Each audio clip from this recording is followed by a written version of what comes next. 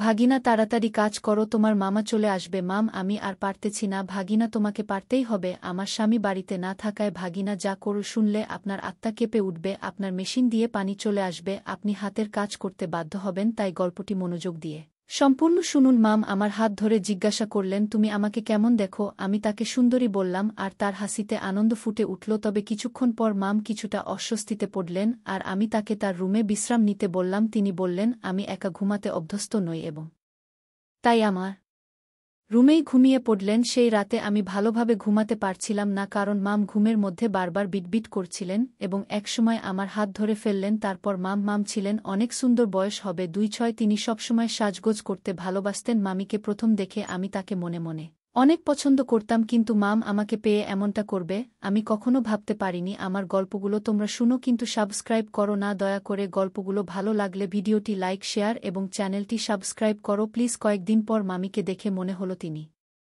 কিছুটা চিন্তিত। তিনি বললেন, ভাগ্নে, তুমি অনেক বড় হয়েছ। তুমি কি জানো আমি অনেক বড় রোগে ভুগছি? সবাই বলে, কিন্তু আমি জানি আমি সুস্থ আছি। আমার কথা কেউ বিশ্বাস করে? তার কথা শুনে আমি তাকে সান্ত্বনা দিলাম। মামা তার বাসায় যাওয়ার জন্য প্রস্তুত হচ্ছিলেন। আমি ভেবেছিলাম মামা আর মাম অন্তত 1-2 দিন আমাদের বাড়িতে থাকবেন, কিন্তু মামা চলে যাওয়ার জন্য তৈরি হচ্ছিলেন। আমরা সবাই মামাকে বিদায় জানাতে গাড়ি পর্যন্ত গেলাম। পরে রাতে বাড়ি ফিরে দেখি মা আর মাম গল্প করছেন। আমি মাকে ডেকে জিজ্ঞাসা করলাম, মাম কেন তার বাড়িতে গেলেন না? মা বললেন, রাহুল মামুর কিছু কাজ ছিল, তাই মামি 1-3 দিন আমাদের বাড়িতে থাকবেন। সে এখানে থেকে কিছু চিকিৎসা নিবে। এটা তোমার জন্য ভালো হবে, কারণ তুমি যেভাবে বন্ধুদের সাথে ব্যস্ত তাতে তোমার খাওয়া দাওয়ার সমস্যা হতে পারত। এখন মাম সব ব্যবস্থা করবে এবং বাড়ির কাজে সাহায্য করবে। তখন মনে পড়ল মা মন্দিরে যাওয়ার পরিকল্পনা করেছিলেন, কিন্তু এখন মাম এসে যাওয়ায় মা কয়েকদিনের জন্য বাড়িতেই থাকবেন না, মা তীর্থযাত্রায় যাবে। আমি মাকে আগেই বলেছিলাম, তুমি চিন্তা করো না, যাও, আমি গৃহস্থালির কাজগুলো দেখব। পরদিনই মা তার বন্ধুদের সঙ্গে 10 দিনের জন্য দর্শনে চলে গেলেন। যাওয়ার আগে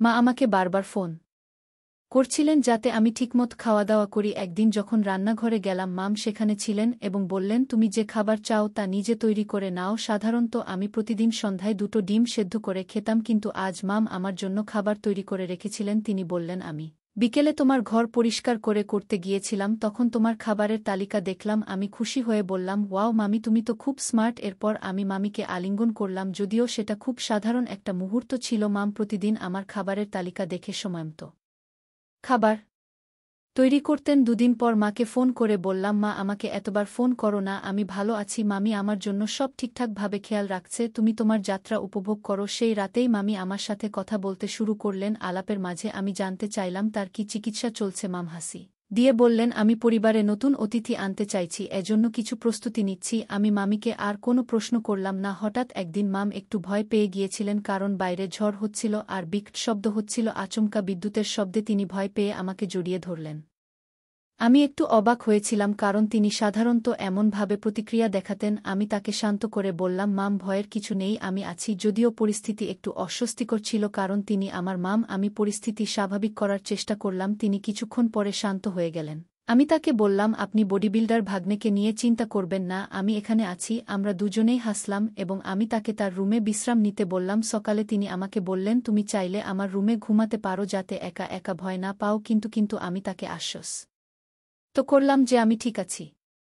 বিকেলে যখন তিনি তার চিকিৎসার জন্য বেরলেন, তখন আমি ঘর পরিষ্কার করতে ব্যস্ত ছিলাম। একদিন রাতে ঘুমানোর আগে যখন আমি আমার রুমের আলো নিভিয়ে দিচ্ছিলাম, তিনি দরজায় নক করলেন। দরজা খোলার পর তিনি আমাকে জিজ্ঞাসা করলেন, সব ঠিক আছে তো? ভয় পাওয়ার কিছু নেই, আমি আছি। এটা ছিল মামির যত্নের প্রকাশ এবং আমি মৃদু হেসে তাকে আশ্বস্ত করলাম যে সব ঠিক আছে। মাম কিছুটা চিন্তিত ছিলেন। তিনি বললেন, রাহুল, আজ আমি আমার বোনের রুমে একা ঘুমাতে পারবো না। আমার মাথায় অদ্ভুত চিন্তা আসছে। তুমি কি আমার রুমে ঘুমাবে? না হলে আমাকে তোমার রুমে ঘুমাতে দাও। আমি তাকে শান্ত করে জিজ্ঞেস করলাম, কিসের ভয় হচ্ছে? তিনি বললেন যে ডাক্তারের কাছে আমি যাচ্ছি, তার চিকিৎসা নিয়ে কিছু অস্বস্তি লাগছে। জানি না সে কি করবে, কারণ সে পুরুষ ডাক্তার ছিল। আমি তাকে বোঝানোর চেষ্টা করলাম যে সবকিছু ঠিক আছে, কিন্তু মাম তখনও কিছুটা বিচলিত ছিলেন। তিনি আমাকে শক্ত করে ধরেছিলেন, যেটা আমাকে কিছুটা অস্বস্তিতে ফেলেছিল। আমি তার চিন্তা দূর করতে চেষ্টা করলাম এবং তাকে বললাম, সব ঠিক আছে, তোমাকে ভয় পেতে হবে না। এরপর মাম ধীরে ধীরে শান্ত হলেন। কয়েকদিন পরে আমরা হাসপাতালে গিয়েছিলাম, যেখানে তার চিকিৎসা হচ্ছিল। ডাক্তার খুব দয়ালু এবং অভিজ্ঞ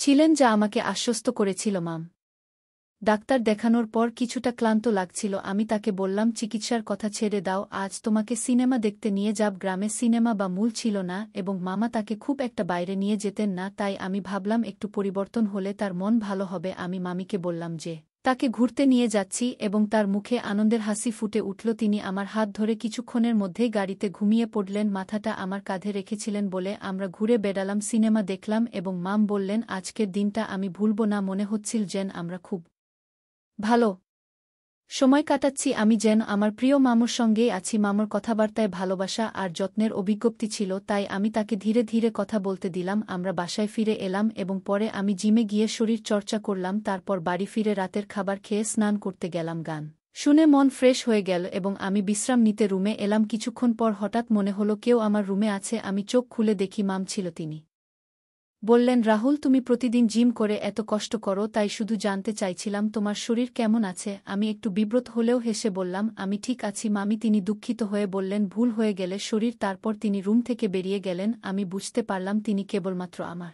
যত্ন নিচ্ছিলেন আর তাই পরিস্থিতি সহজভাবে নিলাম। এরপর থেকে মা আমি আমার শারীরিক যত্নের প্রশংসা করতে থাকলেন। তিনি বললেন, তুমি তোমার শরীরের ভালো যত্ন নিয়েছ। তার কথায় আমি কিছুটা লজ্জা পেয়েছিলাম, তবে বুঝতে পারলাম তিনি সেফ আমার ভালো থাকার কথা বলছেন। তিনি মায়ের টি-শার্ট পরেছিলেন যা তাকে অনেক সুন্দর করেছিল। তিনি আমার সামনে এসে বসলেন। আমি মজা করে জিজ্ঞেস করলাম, তুমি কোথায় যাচ্ছ মামি? তিনি হাসতে হাসতে বললেন, তুমি আমাকে সব শিখিয়ে দিতে হবে। আমি তার কথায় অবাক হয়ে গেলাম। তিনি বললেন, আমি শুনেছি শহরের মহিলারা ঘুমানোর আগে মেকআপ করে। আমি কিছুদিন পর শ্বশুরবাড়ি যাব, তাই একটু চেষ্টা করছি। শ্বশুর বাড়ি গেলে তো এমন সাজগোজ করতে পারব না আর এমন পোশাকও পরতে পারব না। এরপর মাম আমার হাত ধরে জিজ্ঞাসা করলেন, তুমি আমাকে কেমন দেখো? আমি তাকে সুন্দরী বললাম আর তার হাসিতে আনন্দ ফুটে উঠল। তবে কিছুক্ষণ পর মাম কিছুটা অস্বস্তিতে পড়লেন আর আমি তাকে তার রুমে বিশ্রাম নিতে বললাম। তিনি বললেন, আমি একা ঘুমাতে অভ্যস্ত নই এবং তাই আমার রুমেই ঘুমিয়ে পড়লেন। সেই রাতে আমি ভালোভাবে ঘুমাতে পারছিলাম না, কারণ মাম ঘুমের মধ্যে বারবার বিটবিট করছিলেন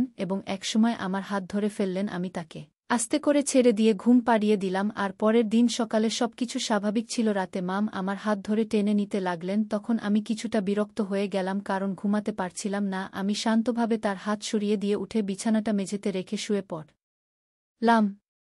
তবে সারারাত ঘুম আসেনি। মনে হচ্ছিল যে মামিকে তার বাসায় ফিরে যাওয়া উচিত। পরদিন দুপুরে ঘুম থেকে উঠলাম, তখন বাবাকে বাইরে দেখলাম। বাবা আমাকে বললেন, রাহুল, কেবলি উঠলি? আমি কোনো অভিযোগ না করে বললাম, হ্যাঁ, রাতের সিনেমা দেখে দেরি করে ঘুমিয়েছি। তিনি বুঝতে পারলেন এবং নিজের রুমে বিশ্রাম নিতে গেলেন। বাবা বাসায় ছিলেন বলে আমি মাথা নিচু করে দ্রুত খাবার খেয়ে নিলাম। পরের দিন সকালে বাবা নাস্তা করে বললেন যে তিনি মাত্র একদিনের জন্য এসেছেন এবং 4 দিন পর আবার ফিরবেন। এটা শুনে মামির মুখে কিছুটা অস্বস্তি দেখা দিল মনে হচ্ছিল।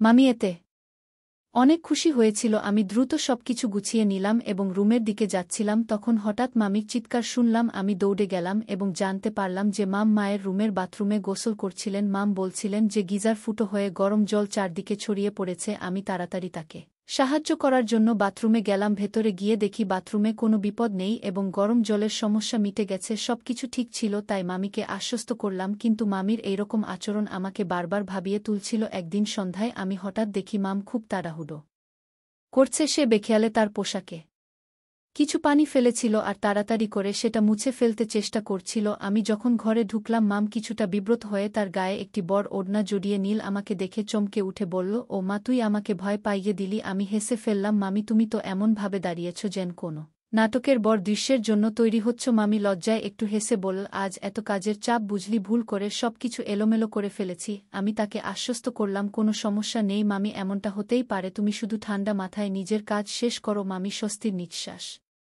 ফেলে বলল, ধন্যবাদ রে, সত্যি আজ একটু অগোছালো দিন যাচ্ছে, আমাকে একটা পরিষ্কার তোয়ালে এনে দিবি? আমি দ্রুত তোয়ালে এনে দিলাম আর মাম হেসে বলল, তুই না থাকলে আমি কি করতাম? একদিন আমি আমার মামার সাথে বসে কথা বলছিলাম। উনি খুব চিন্তিত ছিলেন কারণ গত কয়েক বছর ধরে তিনি বেশ কিছু শারীরিক সমস্যার সম্মুখীন হচ্ছিলেন। অনেক চিকিৎসা করিয়েও কোনো সমাধান পাচ্ছিলেন না। মামি দীর্ঘশ্বাস ফেলে বললেন, তুমি জানো রাহুল, গত 2 বছর ধরে আমি চিকিৎসা করাচ্ছি কিন্তু কোনো উপকার পাচ্ছি না। আমার শাশুড়ি এবং শ্বশুরবাড়ির লোকেরা আমার সমস্যা বুঝতে চাইছে না, তারা মনে করে সব দোষ আমার। আমি চিন্তিতভাবে বললাম, মামি, তুমি এত কষ্ট পাচ্ছ কিন্তু কেন? তারা তোমার কথায় গুরুত্ব দিচ্ছে না। তিনি কাঁদতে কাঁদতে বললেন, তারা মনে করছে আমি কোনোদিন মা হতে পারব না, কিন্তু বাস্তবতা এমন নয়। চিকিৎসার পরামর্শ অনুযায়ী আমি ঠিক আছি, সমস্যা অন্য কোথাও আমার স্বামীও এই ব্যাপারে কথা বলতে চায় না এবং শাশুড়ি চান তার ছেলেকে দ্বিতীয়বার বিয়ে করাতে। দ্বিতীয়বার বিয়ে দিলেও তারা সন্তান হবে না, কারণ সমস্যাটা তোমার মামা, সেটা তারা বুঝতেই চাচ্ছে না। আমি বললাম, মাম, তোমার স্বামী এবং শাশুড়ির উচিত তোমার কথাগুলো শোনা। তো এমন কোনো দোষ করনি যে তোমাকে এভাবে দোষারোপ করা হবে। তোমার যা চিকিৎসা প্রয়োজন সেটা করতে হবে এবং সঠিকভাবে বুঝতে হবে সমস্যাটা কোথায়। মাম বললেন, আমি চাইছি না আর কারো সঙ্গে ঝগড়া হোক, আমি শুধু শান্তি চাই। আমি আশ্বাস দিয়ে বললাম, আম্মু এলে আমি তার সাথে সব কথা বলবো, আমরা সবাই মিলে এই সমস্যার একটা সমাধান খুঁজে বের করব। 2-3 দিন পর আম্মু বাড়ি ফিরলেন। আমি সবকিছু খুলে বললাম। এরপর আমার মামা, মাম এবং ঠাকুরমার সাথে বসে আলোচনা হলো। সবাই মিলে বুঝতে পারল যে সমস্যাটা শুধুমাত্র ভুল বোঝাবুঝির জন্য হয়েছে এবং চিকিৎসার জন্য ঠিক সিদ্ধান্ত নেওয়া হয়নি। 1 মাসের মধ্যে মামার সঠিক চিকিৎসা শুরু হলো এবং কিছুদিন পরেই সব সমস্যা মিটে গেল। পরের মাসে মামা আর মাম আমাদের সুখবর দিলেন যে তাদের জীবনে নতুন এক অধ্যায় শুরু হতে চলেছে। সবাই খুব খুশি হল এবং পরিবারের মধ্যে শান্তি ফিরে এলো। বন্ধুরা, মনে রাখতে হবে যে সম্পর্কের ক্ষেত্রে দোষারোপ করার চেয়ে পরস্পরের সমস্যা এবং দুর্বলতাগুলো বুঝে নেওয়া গুরুত্বপূর্ণ। নারীর কোনো ঘাটতি থাকতেই হবে এমন নয়, পুরুষেরও মাঝে মাঝে কিছু সমস্যা হতে পারে। তাই একে অপরকে সঠিকভাবে বোঝার মাধ্যমে চিকিৎসা এবং সহায়তার দিকে মনোযোগ দেওয়াই উচিত। গল্পটা কেমন লাগলো জানাতে ভুলবে না। আরও মজার রোমান্টিক গল্প শুনতে চাইলে ভিডিওটি লাইক, শেয়ার এবং চ্যানেল সাবস্ক্রাইব করতে এবং বেল আইকনটি ক্লিক করতে ভুলবে না। ধন্যবাদ।